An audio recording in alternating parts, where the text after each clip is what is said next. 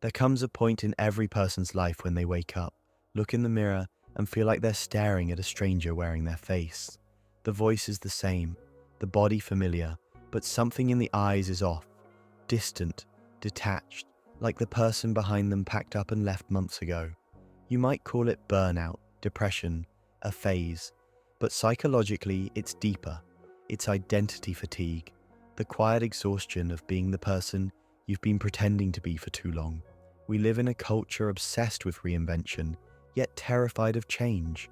You're told to find yourself, as if the self were a set of keys you lost between the couch cushions. But what they don't tell you is that identity isn't something you find, it's something you shed. Who you were 5 years ago had a purpose. That version of you built the scaffolding that allowed today's version to stand. But scaffolding isn't meant to be lived in forever. So when the structure starts to creak, when the old self feels cramped and heavy, the psyche begins to rebel. It says, enough. I'm done being this person. And that's when you start to feel unreal. Like you're floating a few inches outside your own skin. Like you're watching yourself talk, laugh, smile, perform. A philosopher might call this derealization. A psychologist might call it transition. You might call it just another Tuesday. But it's all the same process. Your psyche quietly tearing down a version of you that no longer fits. It feels terrifying, but it's not death. It's molting. See, we build identities to survive. Every role we play, child, friend, professional, lover, is a negotiation between what we need and what the world demands. But the trouble begins when we mistake these roles for who we are.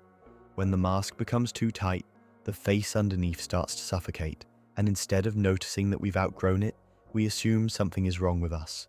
We call it feeling off, but what we're really feeling is evolution. The darker side of this process is that transformation rarely looks noble.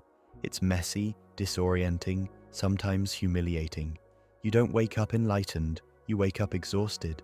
You start forgetting what you used to care about, and the things that once gave your life meaning now feel like cheap imitations. And of course, this triggers guilt. Why can't I just go back to how I was? But that question is a trap. You can't go back, because you was never a fixed thing to begin with.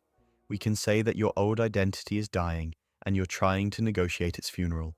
So probably you should stop taking it so seriously. Nobody actually knows who they are. We're all just making it up as we go, pretending we have a plan. Clinically speaking, identity fatigue is the cost of awareness. When your mind starts to notice the cracks in the story you've been living, the illusion of me begins to crumble. And it's painful, because that illusion was comfortable, but beneath it lies something real, something unfiltered. A self that isn't performing, isn't optimizing, isn't trying to impress anyone.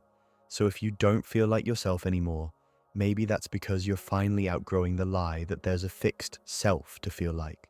Maybe you're not broken, just mid-transformation.